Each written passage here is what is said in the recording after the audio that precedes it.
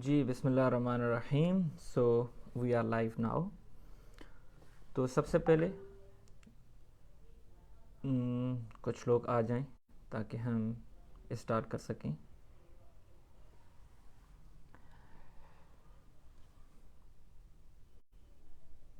जी इंशाल्लाह आज हम ज़िक्र करेंगे कि how to start CSS preparation from the basic from the zero level, और उसके अलावा कि सीएसएस की प्रिपरेशन कैसे की जाए इस न्यू ट्रेंड के मुताबिक। और ये जो CSS 2019, 2020, 21, 2022 और 2023, ये जो जितने भी ईयर्स हैं इनमें एक न्यू ट्रेंड आया है। तो उस ट्रेंड के मुताबिक हम प्रिपरेशन को कैसे मज़ीद अच्छा कर सकते हैं, और उसके अलावा हम बाकी की ये चीज़ें देखेंगे कि वोकेबलरी को कैसे बिल्डअप किया जाए, नोट्स मेकिंग कैसे की जाए, पेपर अटेम्प्ट हम कैसे करें कि उसकी जो आंसर राइटिंग की जो प्रेजेंटेशन है वो भी अच्छी बने, और जो एग्जामिनर है वो कौन सा माइंड सेट लेके पेपर सेट करता है और वो क्या आपसे एक्सपेक्ट करता है या डिमांड करता है कि आप उसमें क्या लिखें। ठीक है, सबसे पहले मैं आपको अपना तारुफ कराऊं। I am Rizwan Qadir. I have been allocated in Pakistan administrative service through CSS 2020. I also run CSS Vision Academy, and I also take classes on English essay, press and composition, and international relations. At the end of the lecture, I share the link of my WhatsApp group with you. तो सबसे पहले अगर हम इस बात को देखें कि आप लोग सिविल सर्विस एकेडमी में क्यों नहीं आ सकते, आप बिल्कुल आ सकते हैं, बट उसके लिए आपको अच्छे तरीके से प्रिपरेशन करनी पड़ेगी। ये नहीं कि कुछ लोग क्या करते हैं, उनको किसी सीनियर ने कहा अब ये कर लो, किसी जूनियर ने कहा अब ये कर लो, किसी के पीछे चल दिए। तो आपको सबसे पहले इस चीज़ को अवॉइड करना है। आपने अपने हिसाब से कस्टमाइज्ड प्रिपरेशन करनी है और देखना है कि आपको बेनिफिट किस चीज़ में से मिलेगा। हो सकता है किसी बंदे ने 6 माह में प्रिपरेशन की हो, बट आपको हो सकता है कि 1 साल से ज़्यादा टाइम दरकार हो। तो आपने अपने हिसाब से अपने वीक पॉइंट्स को, अपने स्ट्रेंथ्स को देख के चलना है। दूसरे लोगों पे आपने कभी भी रिलाय नहीं करना। जो आपको गाइड करे तो आप एक बार ज़रूर सोचें कि क्या वो गाइडेंस आपके हक में है या आपके हक में नहीं है। ठीक है, तो उसके लिए आज हम पूरा इस पे जिक्र करेंगे।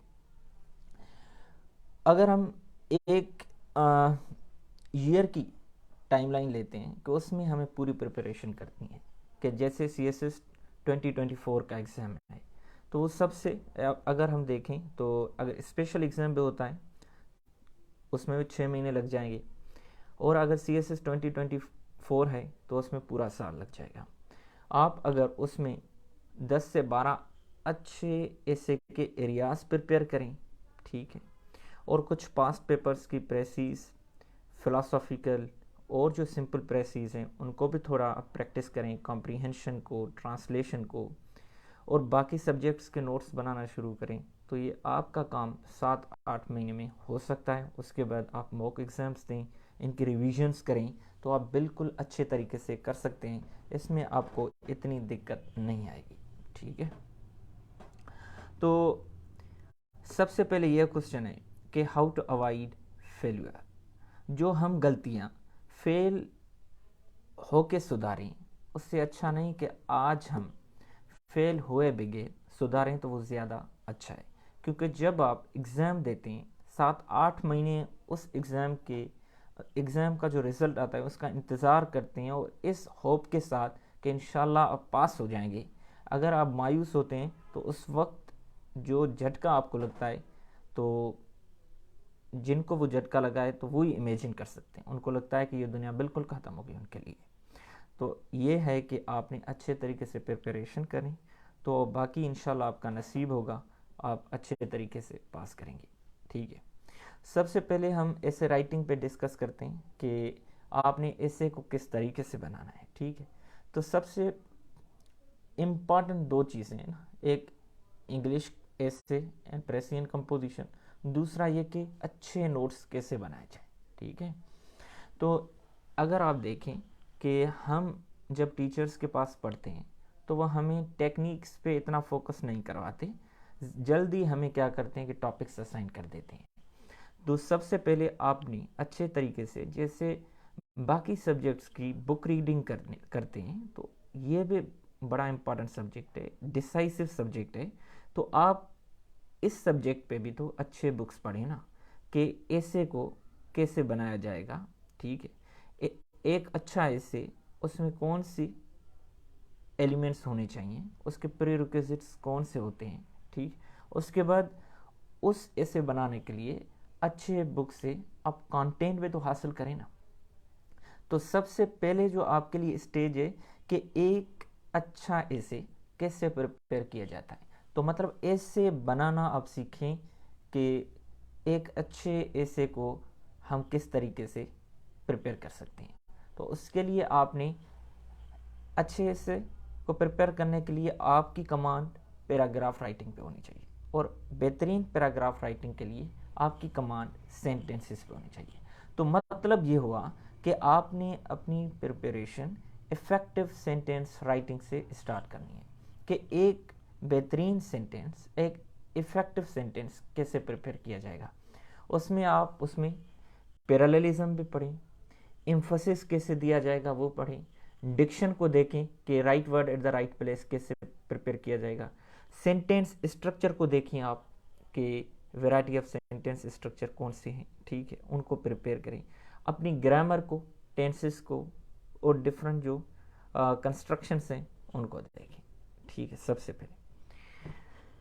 और उसके बाद आप अच्छे बुक्स से, कुछ बुक्स के मैं नाम आपके साथ सजेस्ट भी कर रहा हूँ। द एलिमेंट ऑफ स्टाइल हो गया, how to write well essays.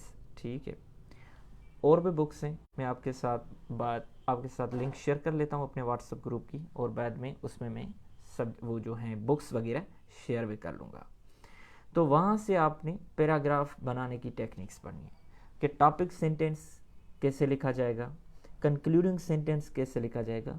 Topic sentence है तो उसमें यूनिटी को हमने मेंटेन करना है, तो वो किस तरीके से मेंटेन होगी। कंट्रोलिंग आइडिया हमने कितना लिखना है, टू नैरो भी नहीं रखना, टू ब्रॉड भी नहीं रखना, एक मॉडरेट किस्म का स्कोप उसका कैसे मेंटेन करना है। तो वो टॉपिक सेंटेंस बनाना भी तो एक साइंस है, उसकी भी एक प्रैक्टिस होती है। उसके बाद कंक्लूडिंग सेंटेंस है, वो restatement of the topic sentence है, वो रिफ्लेक्शन ऑफ द थीसिस हो सकता है, वो न्यू कॉन्सिक्वेंस और इम्पैक्ट दे सकता है। ठीक है, और जो सक्सीडिंग पैराग्राफ है उसके साथ कनेक्ट भी हो सकता है। 3-4 उसके तरीक़ेकार हैं, वो कैसे बनाया जाएगा। उसके बाद जो बॉडी है उसमें हमने डिटेल किस तरीके से रखनी है, वो जनरलाइज्ड रखनी है, वो हमने स्पेसिफिक डिटेल रखनी है, उसमें एग्जांपल्स कैसे मेंशन करनी है, उन एग्जांपल्स को हमने नेचुरलाइज कैसे करना है। तो पूरा पैराग्राफ का एक तरीक़ेकार है। और आगे चल के पैराग्राफ्स में भी टाइप्स हैं, कंपेयर एंड कंट्रास्ट का पैराग्राफ, काज एंड इफेक्ट का पैराग्राफ, डिवाइड एंड क्लासिफिकेशन का, आर्गुमेंटेशन एंड परसुएशन का। ठीक है, डिस्क्रिप्टिव पैराग्राफ राइटिंग है, नैरेटिव पैराग्राफ राइटिंग है। ठीक है, तो ये सारी उसमें आ जाती हैं। तो हमने एक एक, अगर आप पास्ट पेपर देखें तो उस पर तो लिखा होता है कि using various discourses of writing. सबसे इम्पॉर्टेंट, आपने रिलीवेंस कैसे मेंटेन करनी है।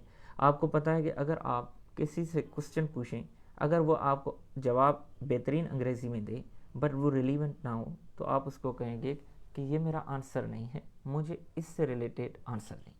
तो आपको ये अंदाज़ा होना चाहिए, relevance is one of the decisive factors, कि ये डिसाइड करेगा कि आप पास होंगे या आप इस दौड़ से बाहर होंगे। उसके बाद कोहिरेंस, मतलब बात से निकले, बात एक जो आने वाली बात हो वो पिछली बात से जुड़ी हुई हो, जैसे हम निटिंग करते हैं। उसके बाद ऑर्गेनाइजेशन में ये होता है कि द मोस्ट इम्पॉर्टेंट पहली बात आनी चाहिए, उसके बाद लीस्ट इम्पॉर्टेंट आनी चाहिए। तो इस तरीके से हायरार्की मेंटेन करनी है। जब ऐसे बनाएं तो कौन से मेन हेडिंग में, कौन से मेन वेरिएबल और आस्पेक्ट में कितने पैराग्राफ्स होने चाहिए, तो हमने डिसाइड करना है ना कि टाइम एंड स्पेस जो हम दे रहे हैं, क्या वो हम रिलीवेंट वेरिएबल को या रिलीवेंट हेडिंग को हम वो दे रहे हैं या किसी और को दे रहे हैं। फिर आती है बात, हमने आउटलाइन फ्रेज में बनानी है या सेंटेंस में बनानी है। कुछ टीचर्स सेंटेंस में बनवाते हैं, कुछ फ्रेज में, दोनों में आप बना सकते हैं। बट ये कि बेहतर कौन सी है, तो वो सेंटेंस में। वो क्यों बेहतर है, तो आपको पता होना चाहिए कि जब आप सेंटेंस में बनाते हैं आउटलाइन, तो टॉपिक सेंटेंस पे आप लिखते हैं, फिर आप इंट्रोडक्शन के ग्लिम्स में वो बात रिपीट करते हैं, तो 3-4 जगहों पे वो बात रिपीट होती है। तो ये यहाँ पे आपको कमांड होनी चाहिए डिफरेंट सेंटेंस स्ट्रक्चर्स पे, ताकि आप एक बात मुख्तलिफ तरीक़ों से मुख्तलिफ स्ट्रक्चर्स में लिख सकें। तो ये आपकी कमांड शो करेगी। अगर आपका सेंटेंस स्ट्रक्चर वीक है तो फिर तो आपके लिए बड़ा मसला हो जाएगा, तो फिर आप फ्रेज पे आउटलाइन लिखें। तो ये चीज़ें आ जाती हैं। और उसके अलावा कुछ कहते हैं कि सर ट्रांजिशन पैराग्राफ देना चाहिए या नहीं देना चाहिए। आप दे भी सकते हैं, अगर देते हैं तो कुछ टीचर्स उसको काटते हैं, अगर नहीं देते तो कुछ टीचर्स उसको कहते हैं दे दें। तो अब इसका पर्पस क्या है, इसका पर्पस ये है सिंपल कि कोहेरेंस मेंटेन करना, कि एग्जामिनर को बताता है कि मैं आगे क्या बात करूँगा। तो अगर आपके राइटअप में कोहेरेंस है तो आपको देने की ज़रूरत नहीं है। अगर आप बिगनर हैं, आपको कोहेरेंस का इशू है, तो आप दे दें, ठीक है। अगर कोहेरेंस का इशू हो फिर भी आप ना दें, तो फिर तो मतलब आप खुद के लिए मसला कर रहे हैं। तो यह मतलब शो करता है कि आपकी अभी राइटिंग स्किल्स बेसिक हैं। अगर नहीं देते और कोहेरेंस मेंटेन भी करते हैं, तो वो शो करता है कि आपकी स्किल्स एडवांस्ड हैं। तो आपको तो पास करने के लिए तो बेसिक स्किल पे भी चल सकते हैं, तो वो कोई मसला नहीं है, ठीक है। अब यह है कि ऐसे किस तरीके से हम स्टार्ट करें। इंट्रोडक्शन है तो आप कोटेशन से स्टार्ट करें, एनेक्डोट से करें, पोम से करें, रिपोर्ट से करें, डेफिनेशन से करें, डिस्कशन से करें, किसी से भी कर सकते हैं जिस पे आपको कमांड होनी चाहिए। तो थोड़ा डेफिनेशन एंड डिस्कशन वाला ये होता है, डल होता है, तो उसमें आपको जान भरनी पड़ती है। कोटेशन में आपको ये होता है कि उसको नेचुरलाइज करें, उसको थोड़ा फिर डिस्क्राइब करें, क्वेश्चन रेज करें, थीसिस दें, ग्लिम्स दे दें, बात ख़त्म हो जाती है, ठीक है। अब कंक्लूजन हम कैसे दें। कंक्लूजन के भी 2 पार्ट्स, एक पार्ट में तो पूरी आपने ग्लिम्स देनी है जो आप डिस्कशन करके आए, और दूसरे पार्ट में हम थोड़ी परसुएसिव राइटिंग लिखते हैं, थोड़ा इमोशनल एलिमेंट देते हैं, कोटेशन पे ख़त्म करें उस तरीके से। इसके बाद बात आती है कि हम ऐसे कौन सा सिलेक्ट करें। अब ऐसे 3 टाइप्स के आते हैं। एक इशू बेस्ड क्वेश्चंस आते हैं, ठीक है। दूसरे क्वेश्चंस आते हैं जो आर्गुमेंटेटिव होते हैं बट सोशल टॉपिक्स पे होते हैं। तीसरे लिटरेरी टॉपिक्स होते हैं, these are also highly argumentative and persuasive in nature.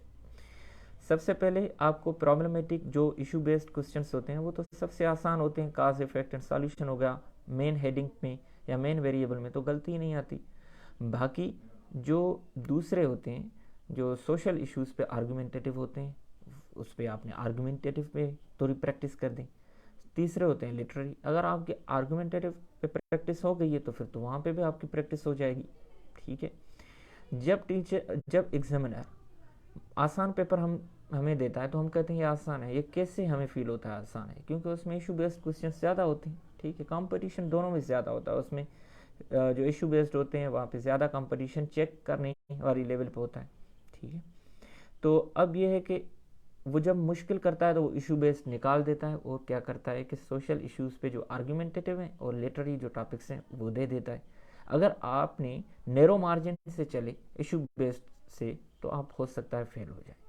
तो आप issue based plus social issues पे जो आर्गुमेंटेटिव टॉपिक्स हैं, इस साल भी आपने देखा ऑनलाइन लर्निंग, एजुकेशन, टेक्नोलॉजी, ये सोशल टॉपिक्स हैं, उन पे आर्गुमेंटेटिव दे दिए। तो आपने भी आर्गुमेंटेटिव टॉपिक ज़रूर प्रिपेयर करने, बिल्कुल थिन मार्जिन से आप नहीं चलें तो बेहतर है, ठीक है। तो आगे आते हैं कि हम सेंटेंस इफ़ेक्टिव कैसे बनाएं। एक मैं आपको बुक रिकमेंड करता हूँ कि आप वो बुक बनाएं अच्छे तरीके से। बुक का नाम है English 101 virtual university by Suraiya Shafiq Mir. Google में लिखेंगे, PDF के नोट्स डाउनलोड हो जाएंगे, या यूट्यूब पे देखेंगे तो आपको उसके वीडियोस पे मिल जाएंगे, ठीक है। तो वहाँ से effective sentence writing, paragraph writing वगैरह देख लें, ठीक है। यहाँ से शुरू करें। उसके बाद बुक है द एलिमेंट ऑफ स्टाइल, ठीक है। तो एलिमेंट ऑफ स्टाइल पे अगर आप देखें तो आप एलिमेंट ऑफ स्टाइल से जो कॉमन गलतियां हम CSS में करते हैं तो वो आपकी राइटअप में ख़त्म हो जाएंगी, आप वहाँ से प्रिपेयर करें तो बेहतर है। और वो बुक इतना अच्छा है कि आप एक सिटिंग में पूरा कर लेंगे, तो इतना उसमें कोई मसला नहीं है। The elements of style the world wide best seller book है और विलियम स्ट्रैंड का है, ठीक है। तो मैं आपके साथ वो शेयर कर लेता हूँ। तीसरा बुक ये है कि ऑन राइटिंग वेल है बुक, वो विलियम जिन्स्कर का है। वो है the classic guide to writing non fiction. उसमें 2-3 चैप्टर्स हैं, तो वो भी बहुत अच्छे हैं। आपको राइटिंग सीखने के लिए आपके लिए लाजिम है, तो उसको थोड़ा स्टडी करें, ठीक है। उसके बाद एक और बुक है, ये मैंने खुद रीड की है, जो आपको रिकमेंड कर रहा हूँ। ऐसे नहीं कि बाहर से मैं लेके आया कि आप पे जो है कि आपको मिसगाइड करने के लिए, नहीं। ये मैंने खुद बुक भी रीड किए थे, वहाँ से प्रिपेयर भी किए थे और लर्न भी किया था कि इससे कैसे बनाया जाता है। उसके बाद आते हैं ना कंटेंट पे, वो तो बात की गेम है जब आप सीख लेते हैं कि how to write essays a step by step guide for all levels with simple essays. ये बुक है डॉन शियाच का, तो वो स्टडी करें, ठीक है। तो वह वो लिंक्स वगैरह या बुक्स PDF में आपके साथ बाद में शेयर भी कर लेता हूँ, ठीक है। अगर आप ग्रुप ज्वाइन ना भी कर सके तो आप इस पे मैसेज कर लेना, आपको वो बुक्स की लिंक्स वगैरह मिल जाएंगी, ठीक है। व्हाट्सएप की लिंक मिल जाएगी। उसके बाद बुक है जॉन लिंगन का और शेरोन का ऐसे राइटिंग स्किल्स विथ रीडिंग्स, ठीक है।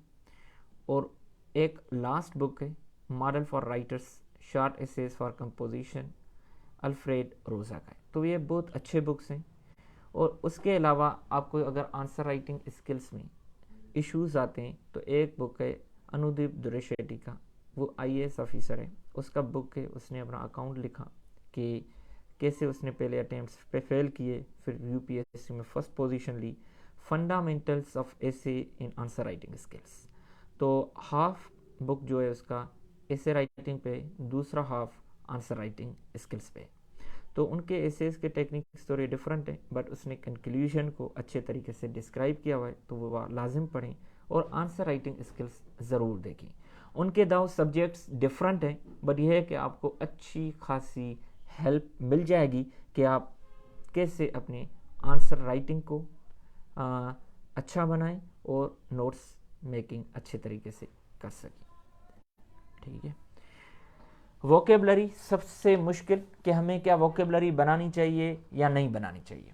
मैं आपको सजेस्ट करूंगा कि आप वोकेबलरी बनाएं। लोग आपको कहेंगे कि ये एक्टिव वोकेबलरी नहीं है, डेड वोकेबलरी।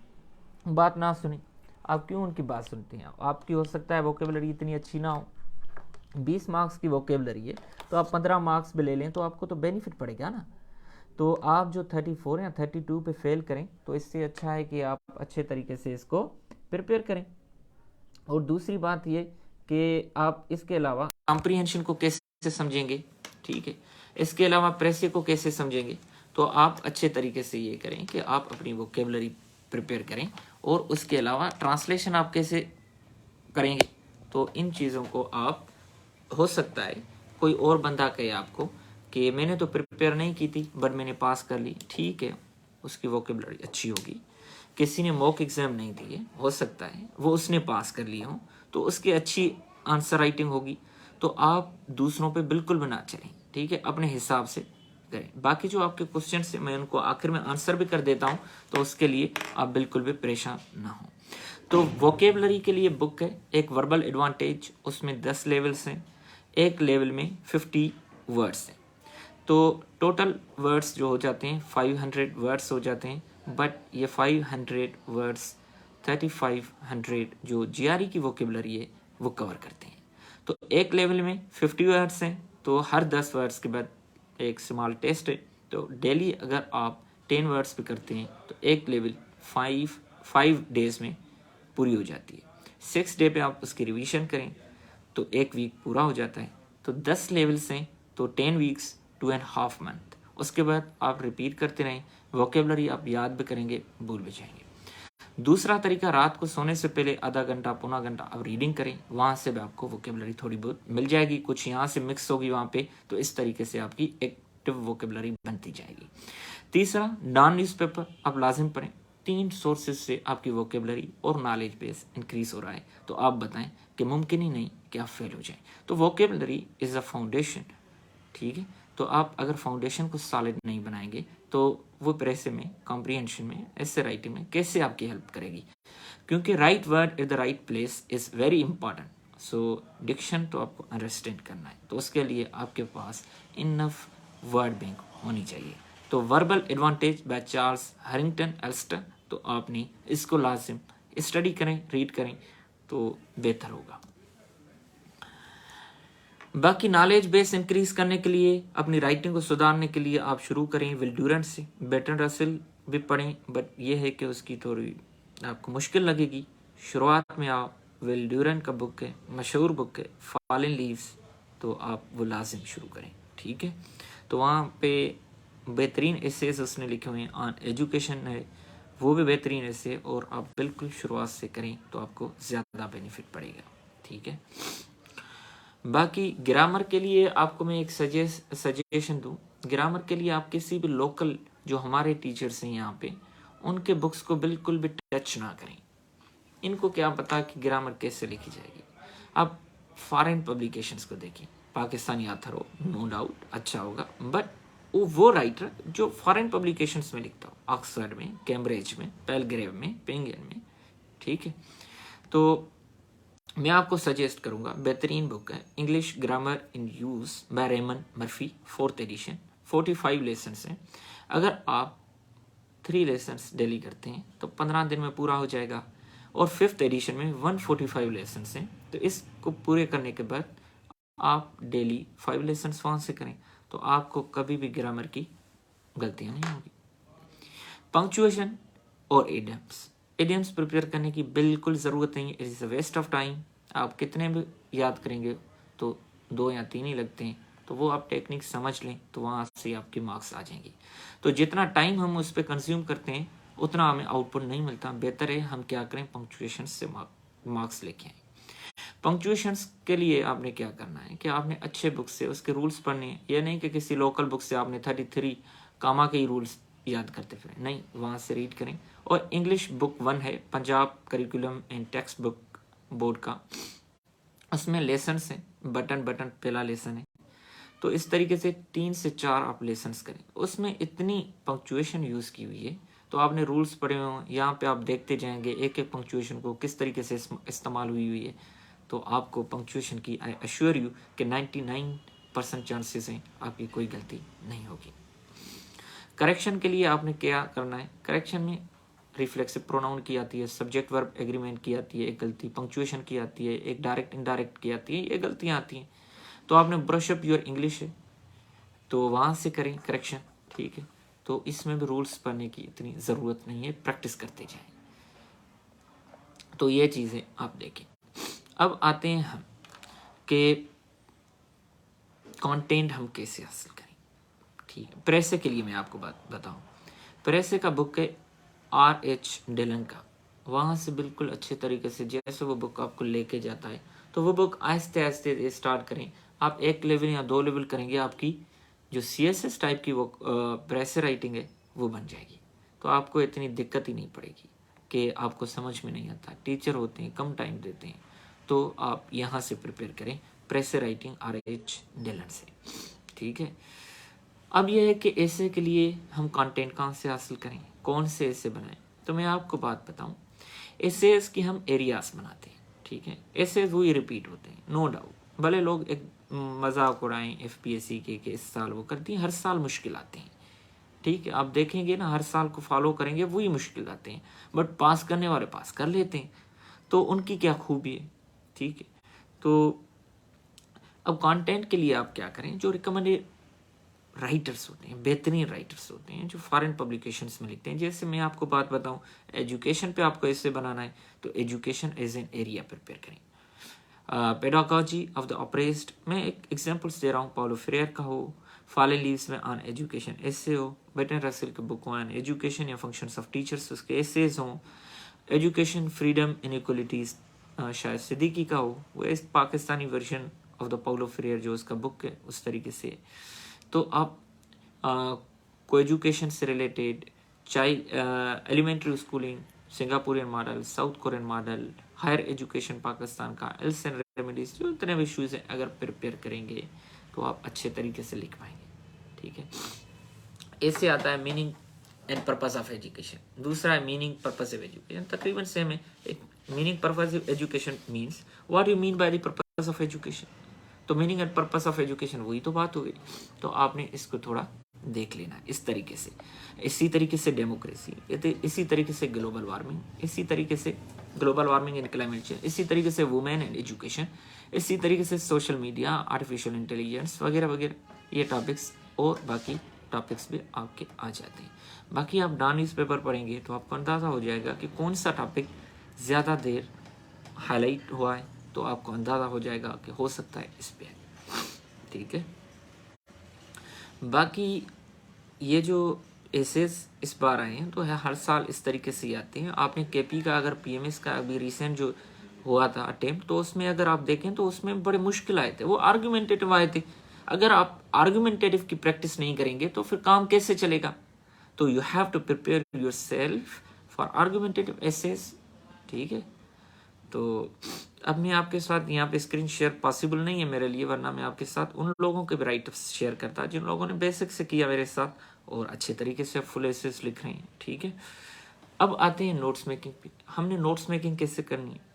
कुछ लोग कहते हैं कि सर अगर हम ऐसा करें कि किसी और के नोट्स पढ़ लें तो क्या हो जाएगा काम। आप मुझे बताएं, जिस तरीके से क्वेश्चंस आ रहे हैं, ठीक है, क्या हो सकता है नोट्स पढ़ना। एक सूरज है, दूसरा चांद है। चांद रोशनी लेता है सूरज से, तो चांद सूरज से ज़्यादा चमकता भी नहीं है, ना ही चमक सकता है। क्यों? क्योंकि कोई भी चीज़ अपने सोर्स से आगे नहीं जाती। अगर आप भी किसी और के नोट्स का सोर्स रखेंगे तो आपका सोर्स की जो लेवल होगी वो नीचे होगी। आप अपने सोर्स को कैम्ब्रिज, ऑक्सफर्ड, पेलग्रेव तक रखें ताकि आप भी ऊपर उठे ना। तो अब नोट्स के लिए ये है कि 2015 के बाद 2016 में सिलेबस चेंज हुआ था और 2016 में मिक्सअप पेपर आए थे, क्योंकि एस्पायरेंट्स पीछे से तैयारी करते आ रहे थे। 2017, 18, 19 में तो इन्होंने बिल्कुल चेंज कर दिया। अब एक क्वेश्चन में पेपर में क्या होते हैं, 7 क्वेश्चन होते हैं और पहला क्वेश्चन 8 होते हैं। पहला क्वेश्चन होता है एमसीक्यू से, तो बाकी 7 होते हैं रिटन। आपने 2016 का पेपर उठाएं, एक क्वेश्चन लिखें, गैप दें, दूसरा लिखें, गैप दें, तीसरा लिखें, इसी तरीके से गैप दें, चौथा, पांचवा, छठा, सातवां। उसके बाद आप क्या करें, 2017 का पेपर उठाएं, ऑप्शनल का हो या कंपलसरी का हो, यही टेक 2017 का आप देखें कोई इसके टॉपिक के साथ मिल रहा है, तो अगर मिक्स हो रहा है तो उस जो गैप हमने रखा है तो वहां पे उसके साथ लिख लें। अगर नहीं मैच हो रहा तो आगे लिखें, 8वां गैप, 9th लिखें, उसके बाद गैप, इसी तरीके से 2018 इनके साथ चेक करें, 2019 इनके साथ चेक करें, 2020, 2021, 2022, 2023, 21 से 22 टॉपिक्स मिलेंगे। अब कुछ सब्जेक्ट्स नए ऐड हुए हैं 2016 में, तो अगर पुराने सब्जेक्ट है तो अब क्या करें, 2015 से बैकवर्ड 2000 तक जो आपने टॉपिक्स निकाले उन टॉपिक्स से रिलेटेड किस तरीके से क्वेश्चंस आए हैं वो ढूंढें, वो मिल जाएं तो फिर सिर्फ वो क्वेश्चंस पिक करके उस गैप में लिखें।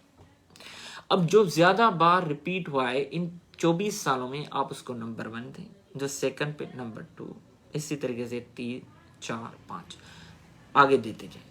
कुछ टॉपिक्स इस तरीके के होंगे कि वो एक एक बार रिपीट हुए होंगे, तो वो सिचुएशनल टॉपिक्स हो सकते हैं, जैसे ईरान न्यूक्लियर डील हुई थी, अब नहीं आता। जो आर्टिकल 370 एंड 35 है, या 2008-9 में यूएस इंडिया की न्यूक्लियर डील हुई थी तो उस वक्त क्वेश्चन आया था, अब नहीं आता। तो कुछ सिचुएशनल टॉपिक्स भी तो होते हैं, ठीक है। तो इस तरीके से आपने देखें जो सब्जेक्ट 2016 में नए आए तो उनको तो फिर पीछे देखने की हमारे पास कोई चीज़ रहती नहीं, तो इस तरीके से आपने नोट्स बनाने। अब आपने क्या करना है कि जेड लाइब्रेरी से ये बुक जो रिकमेंडेड रीडिंग से वो डाउनलोड करें। जो टॉपिक बनाना है वो बुक डाउनलोड करके आपने कंटेंट में देखना है कि इससे रिलेटेड इस बुक में है या नहीं। मिल जाता है तो वहाँ से नोट्स बनाएं। अगर आपके सब एस्पेक्ट्स हो जाते हैं तो ठीक, अगर नहीं तो दूसरे बुक से देखें, अगर नहीं तो फिर इंटरनेट से रिसर्च पेपर या गूगल से जो बेहतरीन वेबसाइट्स हैं रिनाउंड, वहाँ से आप नोट्स बनाएं। इसी तरीके से जनरल साइंस में आपने एक चीज़ को मेंटेन करना है कि कौन सा पोर्शन किसके साथ आ रहा है। बायोलॉजी किसके साथ आता है, फॉर एग्जांपल एक साल कंप्यूटर के साथ आता है, दूसरा साल नेचुरल साइंस के साथ आता है। तो आप देखिए ऑप्टिकल फाइबर का क्वेश्चन ज़्यादा आता है, क्यों आता है, किसके साथ आता है, सीपीयू से रिलेटेड किसके साथ आता है, मैथमेटिक्स में कौन से रिपीटेड आते हैं। तो ये सारी चीज़ आपने फोकस करनी है, ठीक है। इसी तरीके से नोट्स बनाएं जिस तरीके से क्वेश्चन आता है। मैं आपको एक एग्जांपल दूं, फॉर एग्जांपल आपका टॉप सब्जेक्ट है US history. War of 1812 is one of the most important events in US history, but 24 सालों में वो 10 मार्क्स का एक शॉर्ट नोट आया है। But American revolution for example 7 बार आया है, वो हर साल जब भी आया है तो 20 मार्क्स का है, तो वो 140 मार्क्स का आया इस पीरियड में, वो 10 मार्क्स का है। अगर रेशो निकालें तो 14:1, तो मतलब अगर 15 मिनट हो तो 14 मिनट आपने किसको देना है, अमेरिकन रेवोल्यूशन को, और 1 मिनट आपने वार ऑफ 1812 को। अगर आपने 7.5 मिनट दोनों को दिए तो इसका मतलब ये कि आपने अमेरिकन रेवोल्यूशन के टॉपिक को अंडर एस्टिमेट किया और वार ऑफ 1812 को आपने ओवर एस्टिमेट किया। अगर आपकी किस्मत इतनी खराब है तो वार ऑफ 1812 आ भी जाता है तो हम उसको क्या करेंगे, अबंडन कर देंगे दूसरे किसी टॉपिक से, हमारे पास ऑप्शंस तो होंगे। तो इसी तरीके से आपने अपना टाइम स्पेस उनको देना है। इतने बड़े बड़े नोट्स भी आपके फिर नहीं बनेंगे, जिस तरीके से क्वेश्चन आता है उस तरीके से नोट्स बनेंगे। इस्लामियात में ज़कात के साथ दूसरा टॉपिक मिक्स होकर आता है, डिस्ट्रीब्यूटिव जस्टिस सिस्टम। अब रोज़ा आता है, उसके इम्पैक्ट्स लिखते हैं, बेनिफिट्स लिखते हैं, तो उसमें आप अच्छे जो रिनाउंड जो वेस्ट के लोग हैं, डॉक्टर्स हैं, उनके जो एक्सपेरिमेंट्स हैं फास्ट से रिलेटेड चूहों पे वगैरह पे, दूसरे एनिमल्स में, वो भी कोट करें। तो ये नहीं कि सिर्फ इस्लामियात में है तो मुसलमानों को कोट करना, आपने वैरायटी ऑफ पीपल जो इतने में हैं उनको भी कोट करें, ठीक है। अच्छे तरीके से आप अपने बुक को, अपने नोट्स को रिलीवेंट और लॉजिकल और अच्छे तरीके से मैच्योर होके बनाएं, ठीक है। अब आती है एमसीक्यूज कहाँ से प्रिपेयर करें। एमसीक्यूज के लिए एक तो पास पेपर्स, दूसरा HSM सीरीज़ है वो प्रिपेयर करें। जिन सब्जेक्ट्स में वो नहीं मिलते इल्मी के लिए तो आपके वो बन जाएंगे। 11 सब्जेक्ट्स हैं ऐसे के अलावा, तो हर में 20-20 मार्क्स के एमसीक्यूज आते हैं। आप देखें कितने हो गए, 220 लोगों की एलोकेशन एक एक मार्क्स में चेंज हो जाती है। तो आप देखें कि आप इस पे आपने कितना फोकस करना है। आपने अच्छे तरीके से अपने एमसीक्यूज पे प्रिपेयर करेंगे, वोकेबलरी भी करेंगे, तो आप हर किस्म की 1 पेपर टेस्ट और जितनी भी स्क्रीनिंग PMS की सिंध की हो या किसी PMS KP की हो या कहीं पे भी हो, एमसीक्यूज रिलेटेड पेपर आप आसानी से कर जाएंगे। जब मुश्किल आएगा तो आप पास होके निकलेंगे, क्योंकि आपका नॉलेज बेस इतना इंक्रीज हो चुका होगा, ठीक है। तो एक बात तो आपने ये देखनी है। बाकी दूसरी बात ये कि हमने प्रेसिस की कैसे प्रिपरेशन करनी है। मैं आपको बात बताऊं कि सबसे पहले मैंने आपको कहा कि RH डिलर से करें, बट आप 30 इयर्स की प्रेसिस की प्रिपरेशन करें, 30 इयर्स की कॉम्प्रीहेंशन की प्रिपरेशन करें, pair of words pass paper से प्रिपेयर करें, ट्रांसलेशन जितने साल की 2016 से आ रही है उनकी प्रिपरेशन करें, और पंजाब के जो BA के पास पेपर्स हैं वहाँ से प्रिपेयर करें, दूसरे बुक से करें, टू द पॉइंट से करें, ठीक है। बट वहाँ से ग्रामर ना सीखें, वहाँ से मतलब ये नहीं कि टू द पॉइंट सिर्फ किसी भी लोकल ऑथर के, ठीक है। वो आसान लैंग्वेज में तो होता है, पर ये कि आपने अच्छे तरीके से प्रिपरेशन करनी है, आपने आगे चलना है, तो आपने उसको थोड़ा देखना है, वोकेबलरी को लेके आप चलें, ठीक है। तो इन चीज़ों को आप क्या करें, फोकस करें और अच्छे तरीके से अपने नोट्स बनाएं, रात को लाजिम रीडिंग दें, अपने नॉलेज बेस को इंक्रीज़ करें, अच्छे अच्छे बुक्स रीड करें, और आपने रिकमेंडेड रीडिंग जो है आपकी उस पर आपने फोकस करना है, ठीक है। आगे आते हैं एक बात आंसर अटेम्प्टिंग स्किल पे, कि फॉर एग्जांपल मैं एक टॉपिक उठा लेता हूँ कि CPEC is a game changer for Pakistan.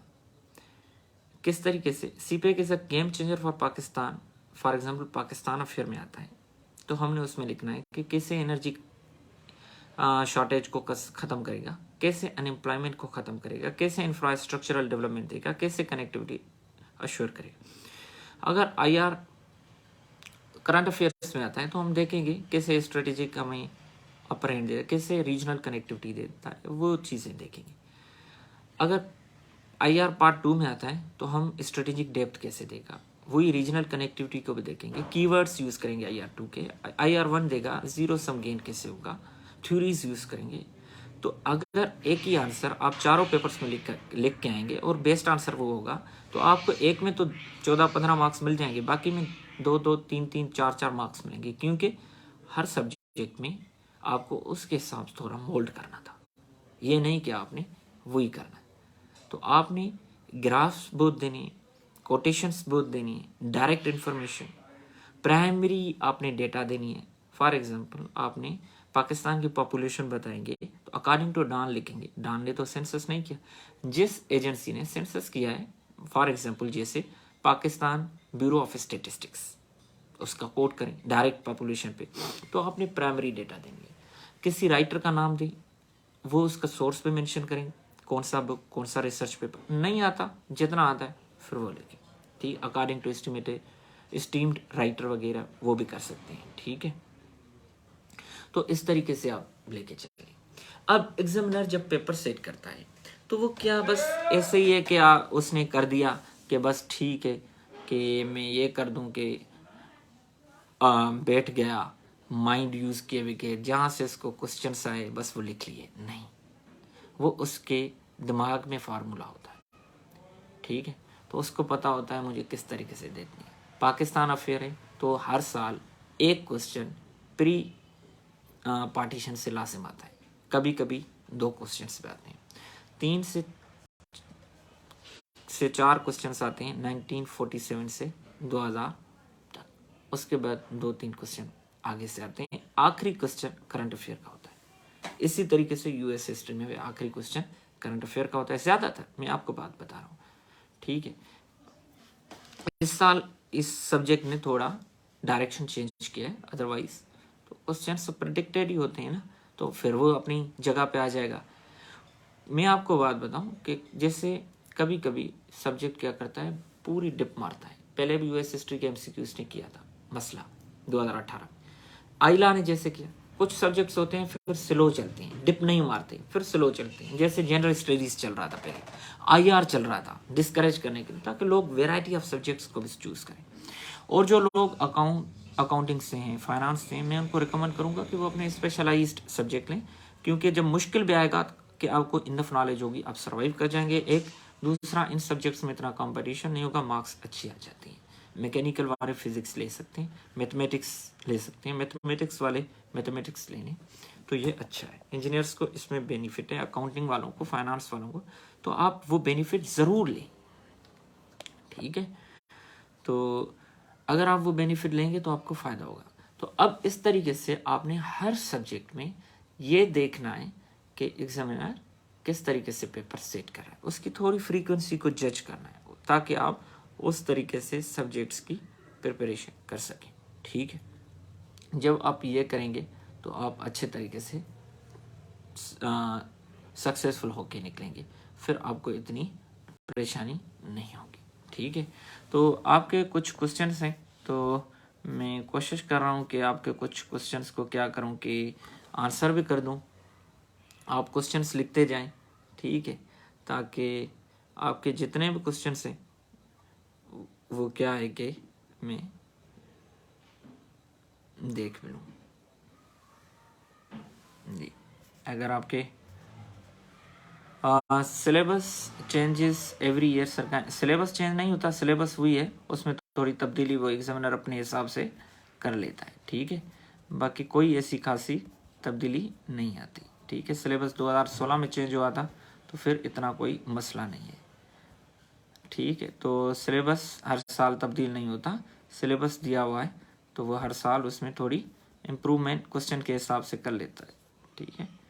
तो क्योंकि सिलेबस इतना जनरल बना हुआ है तो उसके जो क्वेश्चंस होते हैं हर जगह पे क्या होते हैं, फिट हो जाते हैं। तो वेबसाइट फॉर डाउनलोडिंग बुक्स अगर आप देखें तो मैं ज़ेर लाइब्रेरी है, तो कमेंट बॉक्स में मैंने लिखा हुआ है, तो शेयर लाइब्रेरी, तो आप वहाँ से बुक्स डाउनलोड कर सकते हैं। वो पायरेटेड वेबसाइट है, कभी कभी बंद हो जाती है, तो आपने उसको थोड़ा देखना है, ठीक है। तो इंग्लिश ग्रामर को आपने बिल्कुल अच्छे तरीके से लेके चलना है। English grammar in use by Raymond Murphy 4th edition में आप रीड करें और 5th एडिशन में आपने रीड करना है, ठीक है। और क्वेश्चंस अगर आपको हैं तो आप पूछ सकते हैं जी। एसेज आप अच्छे तरीके से बनाएं ताकि आपको बिल्कुल कोई दिक्कत ना हो जी। बीबीए डिग्री होल्डर हैं तो वो अपने हिसाब से जो आपके सब्जेक्ट्स हैं बिजनेस से रिलेटेड वो लाजिम लें, आपको बड़ा बेनिफिट होगा। आप अच्छे तरीके से नहीं, सीएसएस भी अच्छा प्रोफेशन है, जिनको पसंद है तो वो तो कर सकते हैं जी। वही सब्जेक्ट्स चूज करें जो हाई मार्क्स दें आपको। पुलिस में जाएं, पैस में जाएं, कस्टम्स में जाना चाहें, आईआरएस में, किसी और प्रेस्टिजियस ग्रुप में, तो ये आप पे है जी। और आपको सीएसएस से रिलेटेड अगर आंसर राइटिंग लिखनी है तो 5 से 6 पेजेस लिखे। 20 मार्क्स का क्वेश्चन होता है तो आपको 5 से 6 पेजेस लिखने हैं। तो ये है कि इंग्लिश को आप कैसे करें। तो मैंने आपको English grammar in use 4th edition, उसके बाद 5th एडिशन कर लें। एलिमेंट ऑफ स्टाइल, ये 3 बुक्स आप लाजिम करें आपका। और सेंटेंस स्ट्रक्चर्स आप रेनन मार्टिन से लाजिम करें ठीक। ऐसे के प्रिपरेशन के लिए आपने सबसे पहले इफेक्टिव सेंटेंस राइटिंग पे करें काम, उसके बाद पैराग्राफ राइटिंग, और पैराग्राफ में डिफरेंट डिस्कोर्सेस जो हैं, descriptive, narrative, compare and contrast, उसके बाद आप मेन फुल एसे पे और आउटलाइन पे आ जाएं जी। स्कोरिंग ट्रेंड ये है कि कभी कभी कुछ क्या होता है कि जो पेपर ज़्यादा स्टूडेंट्स ज़्यादा सब्जेक्ट लेते हैं तो उसमें वो मसला आ जाता है। बाकी ये है कि अगर आपने अच्छे बुक से रीड किया है तो फिर आपको वो फेल नहीं करवाएगा, कम से कम पास कर ही लेंगे, ठीक है। तो 1 साल आपको अच्छे तरीके से 8 से 12 मंथ्स आपको लग ही जाते हैं अच्छी प्रिपरेशन करते जी। आप जी आप बिल्कुल सीएसएस की क्यों ना प्रिपरेशन करें, ये तो एक अच्छा एग्ज़ाम है। फिर बाद में आप करें या ना करें ये आपकी मर्ज़ी है जी। इंशाल्लाह जो सीएसएस स्पेशल है वो भी जल्दी होगा। हाँ, ये जो इंग्लिश लिटरेचर का सब्जेक्ट है ये लो बहुत जाता है, तो ये एक थोड़ा इशू है। तो आप टाइम टेबल अच्छे तरीके से बना सकते हैं कि उसमें इतना इशू ना रखें कि आप न्यूज़पेपर को, जो आपके इंग्लिश का सब्जेक्ट है उसको 3-4 घंटे दें, बाकी सब्जेक्ट्स को 5-6 घंटे दें, तो आपके बन ही जाएंगे। अगर नोट्स नहीं बने हुए तो आप ऐसा करें कि क्वेश्चन अटेम्प्ट करना शुरू करें, तो आपको ये ज़्यादा बेनिफिट देगा जी। बॉटनी वाले वो अपने डिग्री से रिलेटेड सब्जेक्ट ज़रूर लें, उनको ज़्यादा बेनिफिट होगा। तो कॉमन बुक्स मैंने तो आपको बताया कि प्रिपरेशन के लिए, जो इंग्लिश ग्रामर के लिए बताया, विल ड्यूरेंट का बताया, नॉलेज बेस इंक्रीज करने के लिए, ट्रैक टू पाकिस्तान, जो पाकिस्तान अफेयर प्रिपेयर करना चाहते हैं, अगर नहीं भी करना चाहते हैं तो उनका नॉलेज बेस अगर इंक्रीज करना चाहते हैं तो वो लाजिम पढ़ें जी। 1 घंटे से ज़्यादा न्यूज़पेपर को टाइम ना दें जी। साइकोलॉजी एंड ज्योग्राफी बेहतरीन सब्जेक्ट्स हैं और स्कोर अच्छा देते हैं जी।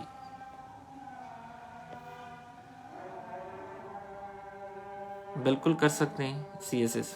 सीएसएस की एग्ज़ाम में अपीयर होने के लिए आपके पास 14 ईयर्स ऑफ एजुकेशन होनी चाहिए जी।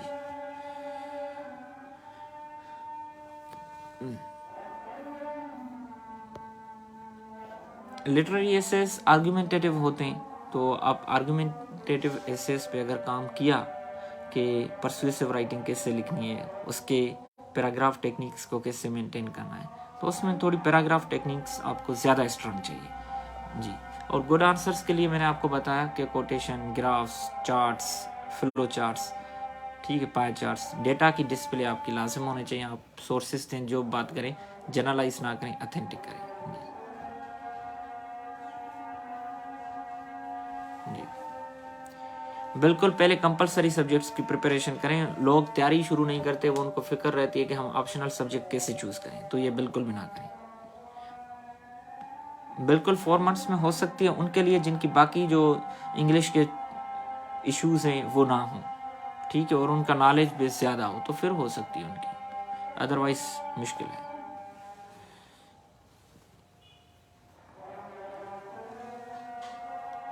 डॉन न्यूज़पेपर का पहला पेज पढ़ें, ओपिनियंस वाला पढ़ें, एडिटोरियल्स वाला रीड करें, और आखिरी पेज वो रीड करें।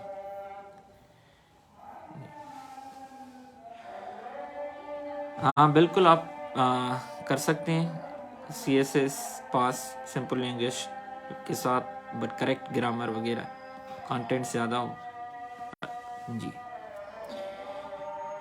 तो रिटन एक्सप्रेशंस के लिए मैंने पहले भी सजेशन किया था इंग्लिश ग्रामर इन यूज़ का, और सेंटेंस स्ट्रक्चर्स के लिए रेनिन मार्टिन में अच्छे तरीके से वो दिया हुआ है। वैसे रेनिन मार्टिन के लिए बाकी नहीं पढ़ें, न्यू बुक्स अच्छे हैं। माइकल स्वान का आप पढ़ सकते हैं सेंटेंस स्ट्रक्चर के लिए।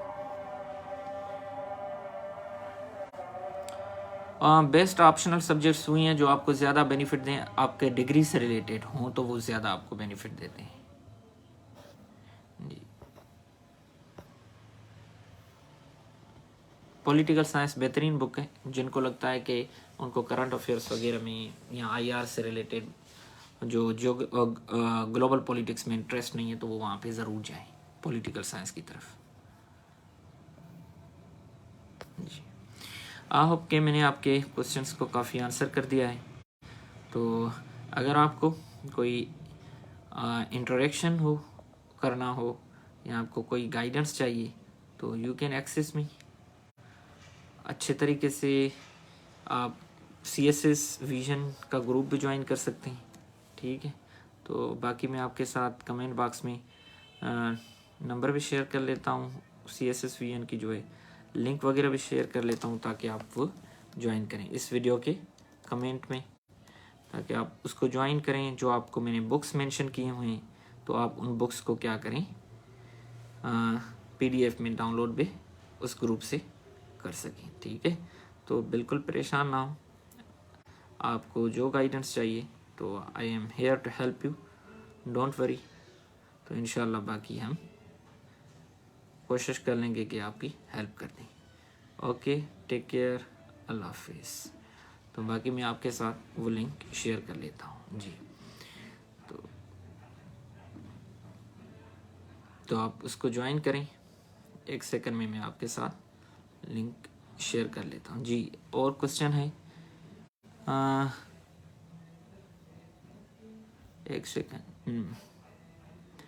Being bioscience student we can't understand the topics of current affairs Pakistan के, तो इसीलिए मैंने आपको कहा कि एक थोड़ा आप ट्रैक टू पाकिस्तान पढ़ेंगे तो आपका नॉलेज बेस इंक्रीज़ होगा। और वर्चुअल यूनिवर्सिटी के लेक्चर्स हैं पाकिस्तान अफेयर के, हसन अस्करी के, और दूसरा बेहतरीन एक टीचर है तो उसके हैं, तो आप वो लाजिम पढ़ें। अगर वो आप करेंगे तो आपको ज़्यादा बेनिफिट पड़ेगा, तो आपको फिर अच्छे तरीके से आपकी प्रिपरेशन हो जाएगी।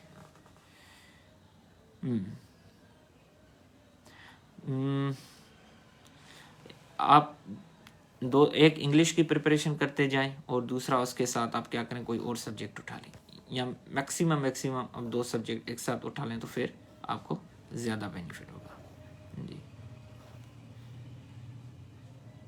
तो बिल्कुल आप CSS की प्रिपरेशन कर सकते हैं। अगर आप कॉलेज साइड से भी डिग्री कर रहे हैं तो उसमें तो बिल्कुल भी कोई परेशानी की बात नहीं है, ठीक है। तो आप उसकी प्रिपरेशन करें।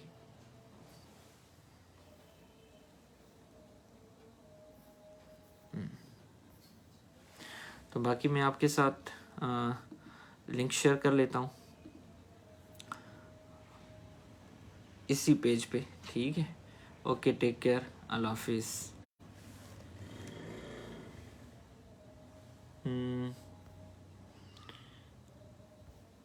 आखिरी क्वेश्चन को आंसर कर देते हैं।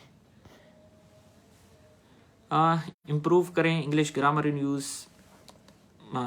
रेमन वर्फी का बुक है, वहाँ से 4th एडिशन भी करें, 5th एडिशन भी करें, डा न्यूज़पेपर को चलाएं, वर्बल एडवांटेज को लेके चलें। और आप एक काम दूसरा ये करें, ट्रैक टू पाकिस्तान, इसके बाद थोड़ा आप करते जाएं। बाकी CSSVN की मैं आपके साथ लिंक शेयर कर ली है